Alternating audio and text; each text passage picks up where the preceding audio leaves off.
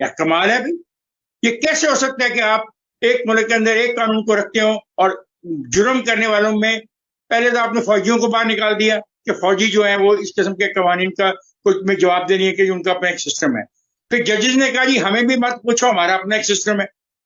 وہ بیوروکریٹ نے کو بھی انہوں نے معاف کر دیا تو رہ گئے پولیٹیشین.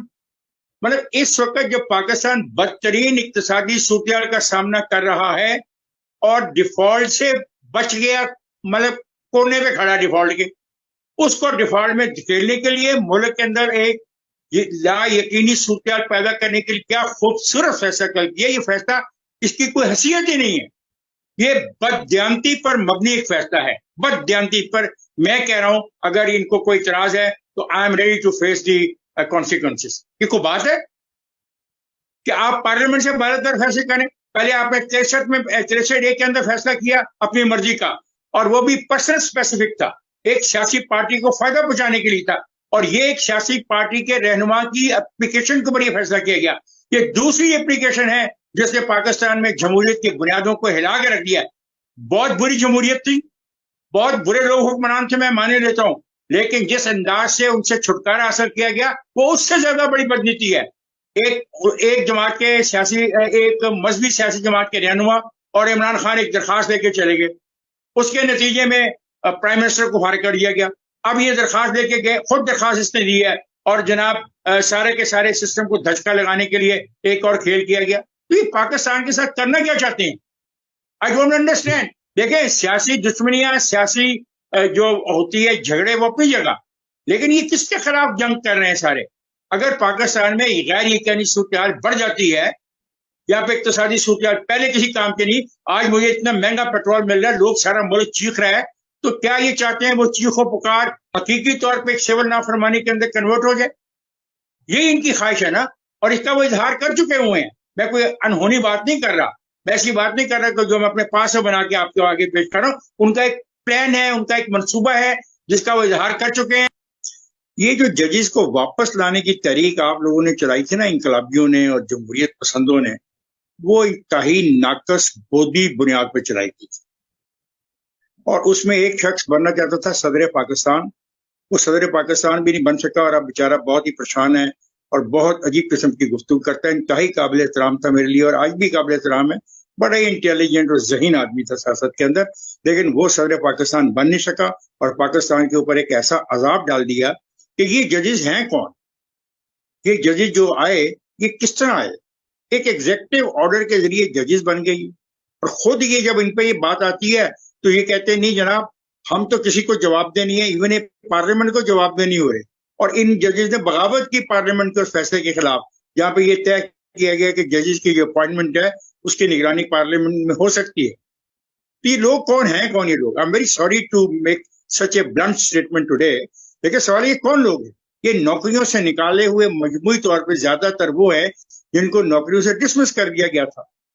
کہ کس طریقے سے نوکریوں میں بحال ہوئی ہے پاکستان میں جو واقعہ ہوا، دنیا کے وہ ممالک جہاں پہ جوڈیشری ہے اس طریقے سے نہیں ہوا کہ اتنے تھوک نمبر پہ نکالے بھی گئے ہوں اور واپس بھی آ گئے ہوں. جی تو جب وہ آئے ہی کسی قانونی طریقے کے تحت نہیں، کانسٹیٹیوشنل طریقہ یہ نہیں تھا. ایک ایگزیکٹو آرڈر کے ساتھ اس قسم کی تعیناتی کہاں لکھی ہوئی ہے کہ ایگزیکٹو آرڈر کے تحت اتنی تعداد میں ججز کو کہا جائے گا تشریف لائیں واپس، اور تنخواہیں بھی لے لیں، اور جو تمہاری پیسے ڈوبے تھے وہ بھی لے لیں، دفتر بھی وہ لے لیں، اور جو تمہاری جگہ کام کر رہے ہیں ان کو نکال دیا گیا. یہ ایک عجیب واقعہ تھا پاکستان کے اندر. ہو سکے تو ہم نام نہاد جمہوریت پسندوں کو کچھ سمجھ نہیں آئی کہ وہ کس کھیل کا حصہ بنے ہیں. کھیل یہ تھی کہ ایک جنرل دوسرے جنرل کے ساتھ سازش کر رہا تھا، اور یہ سارے انقلابی اس سازش کے اندر شریک ہو گئے. جنرل کیانی سازش کر رہا تھا مشرف کے خلاف، اور یہ جناب تمام کے تمام جو انقلابی ہیں اور جمہوریت کے حامی ہیں اور پرنسپل آف لا کے حامی ہیں وہ ساتھ شامل ہو گئے. تو پھر یہی نمونے آنے تھے نا جو آئے ہیں، پھر یہی ہوگا. دیکھیں بندیال صاحب جب جج بنے تو اس سے پہلے انہوں نے کانسٹیٹیوشنل کیسز جو ہیں تقریباً نہ ہونے کے برابر کیے ہوئے تھے. کوئی بڑا کانسٹیٹیوشنل کیس انہوں نے کوئی انڈیپینڈنٹلی نہیں کیا تھا، لیکن ان کی لمیٹڈ سا کام تھا ان کا. غالباً اس میں یہ پیسہ ضرور کما لیتے تھے، لیکن اوور آل ایکسپوجر ان کا اتنا نہیں تھا. اور اسی لیے ان کے بارے میں کہا گیا کہ جب یہ ہائی کورٹ میں بھی آئے تو بہت بڑی تعداد کیسز کی جو کہ انہوں نے اپنی طرف سے کوشش کی فیصلہ کرنے کا یا ججمنٹ سے ریزرو کی، لیکن فیصلے کبھی نہیں لکھے. تو یہ ان میں وہ کمفرٹ لیول نہیں تھا جو ایک نیچرل فلیئر ہوتا ہے ایک جج میں یا ایک لیگل مائنڈ میں، وہ ان میں کبھی بھی نہیں تھا. اسی لیے آپ نے دیکھا ہوگا کہ ان کے جو چیف جسٹس کے جو دن تھے اس میں یہ ہمیشہ ہم خیالوں کو ہی اپنے ساتھ رکھتے تھے اور کوئی دوسرا اوپینین جو تھا وہ ٹالریٹ نہیں کرتے تھے. ایک تو میرا خیال ہے ان کے اندر کچھ ایک ان کی گٹی میں کچھ گھسا ہوا تھا جس کو آپ کہہ سکتے ہیں کہ he was highly self centred and self opinionated, اور وہ دوسروں کی بات یوزلی سننا نہیں چاہتے تھے یا ان کا اتنی کیپیسٹی نہیں تھی کہ دوسروں کو بھی انڈرسٹینڈ کریں. تو اسی لیے وہ نہ صرف کہ ان کے ججز جو تھے وہ ہم خیال ہوتے تھے بلکہ لائرز بھی وہ ان کو سنتے تھے جن کو وہ سننا چاہتے تھے. اب میں آپ کو ایک چھوٹی سی مثال دیتا ہوں کہ الیکشن کمیشن آف پاکستان کو میں نے ریپرزینٹ کیا ابھی ریسنٹلی اسی کیس میں جس میں کہ انہوں نے ڈیٹ دی تھی. تو اس میں جب میں وہاں گیا اور میں نے ان کو بتایا کہ میں الیکشن کمیشن کی طرف سے ہوں تو انہوں نے کہا نہیں وہ الیکشن کمیشن تو سواتی ہے، آپ کس طرح وکیل ہو گئے اس میں. تو میں نے کہا جی ٹھیک ہے، اگر آپ مجھے نہیں سننا چاہتے تو نہ سنے، میں چلا جاتا ہوں. اور یہ کہہ کہ میں کورٹ چھوڑ کے آ گیا.